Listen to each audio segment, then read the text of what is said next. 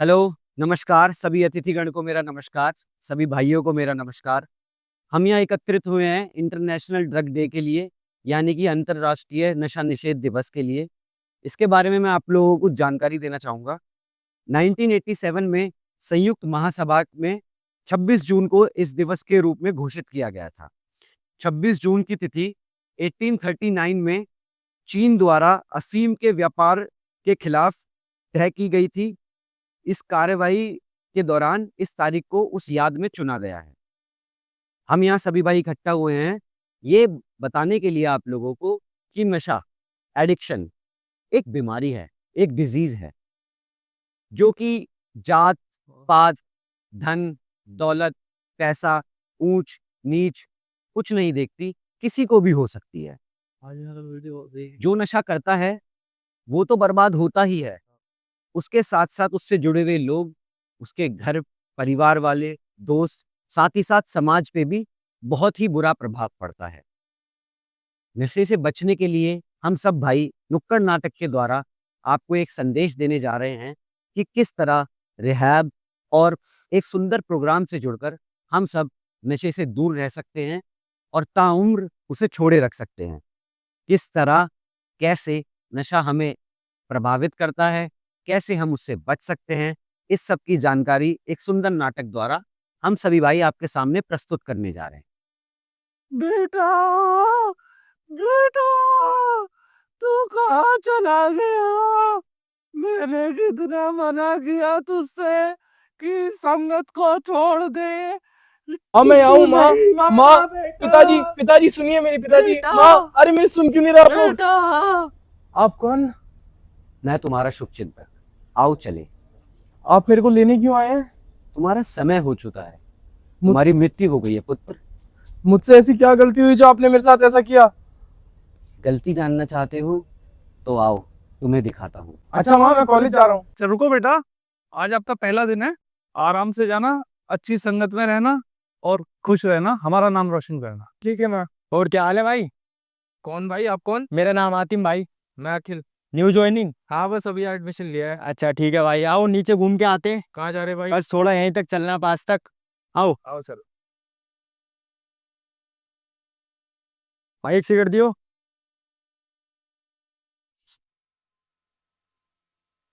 जाओ जाओ। सिगरेट पिएगा?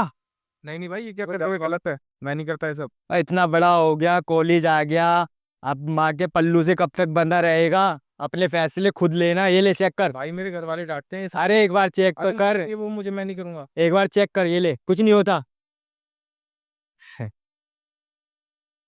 कुछ नहीं होगा, एक बार चेक कर, मजा आएगा। वाह भाई, ये तो सही है। हाँ यही है असली मजा, यही है जन्नत। आप सबने देखा कि किस तरह ना चाहते हुए भी दोस्ती के दबाव में, पीयर प्रेशर में, समाज को देखते हुए और कूल बनने के लिए कभी कभी एक नॉर्मल और सुधरा हुआ इंसान भी नशा चुन लेता है, चाहे वो छोटा ही क्यों ना हो। धीरे धीरे धीरे कैसे नशा उसे अपने चंगुल में लेता है और उसकी जिंदगी पे प्रभाव डालता है, ये अब देखेंगे। क्या यार, कब तक ये पिएगा? यही पीता रहेगा क्या? ये ले, मार्केट में एक सैंपल आया बाबा, ये ले, इसको चेक कर। बाबा ये क्या होगा? ये बाबा सैंपल है, इसको चेक तो कर, यही तो असली मजा है। ये ले एक बार चेक कर, कुछ नहीं होगा। मजा आ गया। ले मीनू, ये भी और मजा आएगा। के से बिटवाई बा। सही है बाबा, सही है। यही तो असली मजा है, यही तो जन्नत है। आपने तो मौज करा दी। तो अभी आप सब लोगों ने देखा कि शुरुआत सिर्फ एक छोटी चीज से होती है, चाहे वो गुटखा हो, तंबाकू हो, खैनी हो या सिगरेट हो, बीड़ी हो।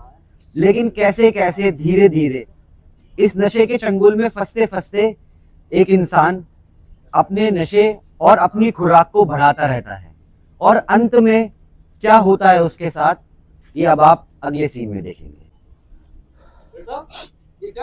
अरे माँ, आप यहाँ कैसे? आप जाओ यहाँ से। कुछ नहीं माँ, माँ मुझे पैसे चाहिए, माँ मुझे पैसे दो, नशा करना है मुझे माँ। ये क्या है? ये चेन मुझे दो।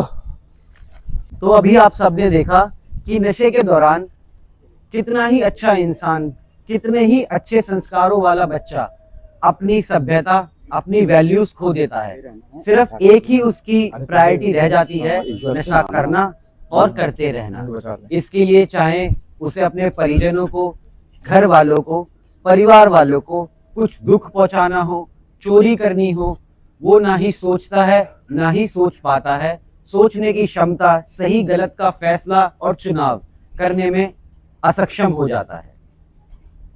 अब आप देखेंगे कि किस तरह से बदलाव संभव है और क्या कुछ किया जा सकता है और आगे की कहानी क्या है।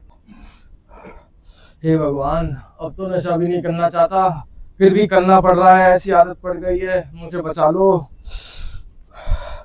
कुछ कर दो भगवान, मुझे बचा। तो अभी आप सबने देखा कि नशा करते हुए खुराक इतनी बढ़ जाती है कि जो मजा पहले पैग में, पहले कश में आया करता था, वो अब बिल्कुल खत्म हो चुका है। एक फिजिकल डिपेंडेंसी और मेंटल डिपेंडेंसी, यानी कि शारीरिक और मानसिक जरूरत बन जाती है एक एडिक्ट का नशा करना। ना चाहते हुए भी किस तरह वो नशा करने के लिए मजबूर हो जाता है और उसके लिए किस हद तक जा सकता है। अंत में उसे पता है कि इसका परिणाम या तो कैद खाने हैं, या संस्थाएं हैं, या मौत है, समय से पहले मौत। पर फिर भी वो मजबूर है नशा करने के लिए। बेटा, बेटा, तू कहाँ चला गया?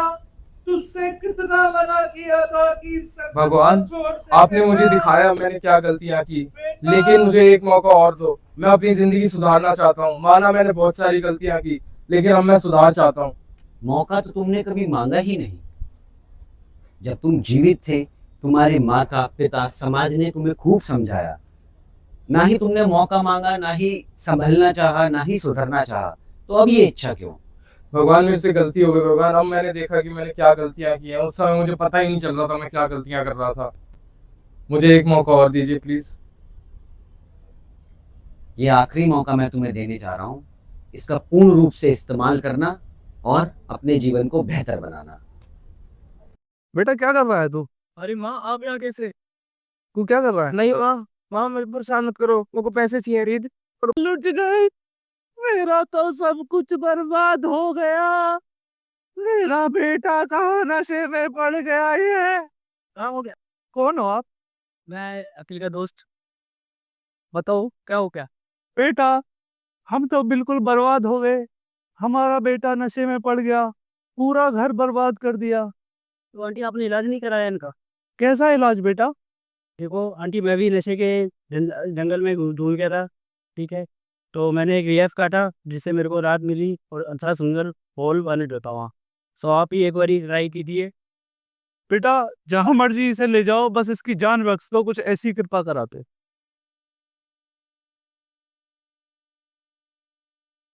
चल खड़ा हो। कौन हो आप लोग? छोड़ो मुझे, छोड़ो। तो अभी आप सबने देखा कि नशे से जूझकर एक माँ जो अपने बच्चे से बहुत प्यार करती है, अपने से उसे दूर करने के लिए मजबूर हो गई है, सिर्फ और सिर्फ उसकी भलाई और बेहतर जिंदगी के लिए। अब हम आपको दिखाएंगे कि किस तरह रिहैब और एक सुंदर प्रोग्राम द्वारा बदलाव और नशे से छुटकारा संभव है। क्या क्या उसमें सहायक होते हैं, किस तरह से ये प्रोग्राम मदद करता है, आइए देखते हैं। तो आप देखेंगे कि रिहैब में सुबह समय पर उठना, नहाना, तैयार होना, एक हष्ट पुष्ट और सुंदर कपड़े पहनना, साथ ही साथ योगा करना, मेडिटेशन करना, जिससे कि शारीरिक और मानसिक सद्बुद्धि और संतुलन बना रहता है। उसके बाद स्पिरिचुअल काउंसलिंग होती है, कुछ क्लासेस होती हैं, उनमें क्या समझाया जाता है, आइए देखते हैं। और गुड मॉर्निंग, कैसे हैं सब? Good morning sir. ठीक है सर, पहले से बेहतर। समझ में आ रहा है सब क्लासेस? हाँ जी। आज का टॉपिक क्या है? सरेंडरिंग सेंसविल। गुड, थोड़ा सा इसके बारे में समझाते हैं आपको। आज जून 26 है जी सर, जैसा कि आप सभी को पता है, ड्रग इंटरनेशनल अब्यूज डे है आज के दिन। और आज का जीएफटी टॉपिक है अपनी इच्छा का समर्पण। तो हमें इससे क्या मतलब पता चलता है कि हमें अपनी चीज़ों को स्वीकार करना है और जिस सिचुएशन में मैं हूँ, आज के दिन उसको एक्सेप्ट करते हुए मुझे सरेंडर करना है अपने आप को, ठीक है? अपने आप को अगर सरेंडर करोगे, किसी की मान के चलोगे, तो अपनी इच्छाओं का समर्पण अपने आप स्वयं होता चला जाएगा, आध्यात्मिकता की ओर बढ़ते चले जाओगे। क्योंकि पता नहीं होता हमें बाहर की हम किस बीमारी से फँसे हुए, ग्रस्त एडिक्शन में फँसे हुए बीमार लोग हैं, जिससे हमारा परिवार भी हमारा बीमार हो चुका था। तो आपको यहाँ पे रूटीन्स फॉलो करने हैं, आपको यहाँ पे चीज़ें समझनी है, आपको एक दिन के हिसाब से ग्रुप थेरेपीज़ लेनी है, बाहर जाके आपको कैसे जाना है, हम ये आपको रास्ता समझाते हैं, ठीक है? आपको अपनी इच्छाओं का समर्पण सब करेंगे आज से? हाँ जी। सर। तो काउंसलिंग के साथ-साथ एक एडिक्ट के शरीर को और उसके मानसिक खिंचाव को हटाने के लिए, उसे खुश रखने के लिए यहाँ पर डांस, सिंगिंग और विभिन्न प्रकार के गेम्स भी खिलाए जाते हैं। तो आप सबने देखा कि किस तरह इस रिहैब और एक सुंदर प्रोग्राम की मदद से कैसे नशा छोड़े रखना है, उस पे काबू कैसे करना है, और जब हम यहाँ से बाहर निकलेंगे तो बाहरी दुनिया की जो मुसीबत और तकलीफ और चैलेंजेस जो होते हैं, चुनौतियां जो होती हैं, वो कम नहीं होंगी बल्कि बढ़ जाएंगी। क्यों? क्योंकि नशे के दौरान तो कभी हमने चुनौतियों पर या किसी भी बात पर ध्यान नहीं दिया, लेकिन जब नशा छोड़े रखेंगे तो हमारा ध्यान उन पे केंद्रित होगा और उनसे कैसे बचना है, लड़ना है, बचे रहना है, इसके लिए ये प्रोग्राम हमें मैसेज देता है। इसके कुछ साधन हैं, जैसे कि ग्रुप थेरेपीज, स्पिरिचुअल काउंसलिंग। इसके द्वारा कोई भी जो कि इच्छुक है नशा छोड़ने का, वो नशे से बच के रह सकता है। एक दिन, एक समय, एक बार। हाँ जी, हमारा बेटा ठीक चल रहा है। बहुत बढ़िया। इसका इलाज जो 6 से 7 महीने का यहाँ पे दिया जाता है वो कंप्लीट हुआ है। अब आपको घर ले जाके इसको बताना है। यहाँ पे सब चीज़ें, इनको group therapy, sharing, motivational classes, सारी क्लासेस दी हैं, योगा, मेडिटेशन। ठीक रहा तो? हाँ, मैं ठीक हो गया। फॉलो कराना, ज़्यादा प्रेशराइज मत करना, आप स्टार्टिंग में कैसे काम का हो? बर्डन मत डालना। बहुत अच्छा लग रहा है, अब तो पहले से बहुत अच्छा हो गया। ये कर, वो कर, ऐसा कुछ नहीं करना है। इसको नॉर्मल उसमें लाइफ में जीने देना और इसको टूल्स अप्लाई करके बनाया गया है यहाँ पे। बाहर से मीटिंग्स करे, ग्रुप थेरेपीज करे, रिहैब के टच में रहे, ये इसको बाहर छोड़े रखने के लिए मदद करेगा। तो इस टूल को अप्लाई करवा लीजिएगा, इससे ज़्यादा प्रेशराइज्ड मत। मैं ये काम करवाता हूँ। बेटा तुम ठीक है? हाँ जी बाबा, चलें। अब तो गलती नहीं करेगा ना बेटा? नहीं, अब कोई गलती नहीं करूँगा, अब नशा नहीं करूँगा। ठीक है, चलो बेटा घर चलो। अरे हातिम भाई, तुम अब तक नशा नहीं छोड़ा? अरे कहाँ था इतने दिनों से, दिखा नहीं अभी तक। भाई मैं सही होने गया था। ये ले। नहीं भाई, अब इस नशे की मुझे कोई जरूरत नहीं। मैंने जिंदगी जीना सीख लिया है और अब मैं जिंदगी के मजे लेता हूँ। तो अभी आपने देखा कि किस तरह ये प्रोग्राम हमारी मदद करता है। ये प्रोग्राम कुछ सिद्धांतों पे निर्भर है और इनकी खास बात ये है कि ये काम करते हैं। इसमें कुछ टूल्स हैं जिनकी मदद से नशे से बचना और बचे रहना संभव है। वो टूल्स हैं ग्रुप थेरेपीज, स्पिरिचुअल काउंसलिंग, जिनसे नशे से कैसे बचा जा सकता है ये समझाया जाता है। इसके लिए एक आसान टूल या आसान भाषा में मैं आपको कहना चाहूँगा कि आमतौर पे एक एडिक्ट कहता है कि आज पी लेता हूँ, कल से नहीं करूँगा। इसमें एक थोड़ा बदलाव करना है कि आज नहीं, कल पी लूँगा, बस। बेटा अब तो तू बिल्कुल सही हो गया है। हाँ मम्मा, तेरे सही होने से सब कुछ ठीक हो गया है, घर परिवार में सब। अब मैं नशा नहीं करूँगा कभी। तो अभी आप सबने देखा इस नाटक के द्वारा कि नशा यानी कि एडिक्शन एक दलदल है। ना चाहते हुए भी एक व्यक्ति इसमें किस तरह फंसता है, किस तरह उसका नशा बढ़ता और बढ़ता रहता है और आखिर में उसकी ज़िंदगी तबाह हो जाती है। लेकिन अगर हम अपने आसपास जो इस बीमारी से पीड़ित हैं उन्हें रिहैब और इस सुंदर माहौल का यानी कि सुंदर प्रोग्राम का संदेश देते हैं तो इससे बचना और बचाव संभव है। सिर्फ एक ही रिक्वायरमेंट है, एक ही चीज़ चाहिए आपसे, ना ही पैसा, ना ही शोहरत, ना ही रुतबा, ना ही दौलत। सिर्फ चाहिए तो आपकी नशा छोड़ने की इच्छा। अगर आप इच्छुक हैं तो सब आपकी मदद करने के लिए तैयार हैं। ऐसे इस प्रोग्राम के तहत कुछ टूल्स हैं जिसकी मदद से सुधार संभव है। कुछ टूल्स के नाम हैं जैसे कि ग्रुप थेरेपी, स्पिरिचुअल काउंसलिंग, जिनकी मदद से बचाव किया जा सकता है। बाहर निकलते ही पॉजिटिव नेगेटिव दोनों चीजें हैं, देखना हमें है कि हम पॉजिटिव उठाते हैं या नेगेटिव। वो कहते हैं ना, हर सिक्के के दो पहलू होते हैं। जब हम बाहर जाएंगे तो कुछ अच्छी घटना में भी बुराई ढूंढ सकते हैं और चाहे तो बुरी घटना में भी अच्छाई। ये डिसीजन हम पर है कि हम क्या देखना चाहते हैं। मैं एक एग्जाम्पल आपको दूंगा कि किस तरह बचाव पहले हुआ था, या एक सुंदर संदेश कह सकते हैं आप।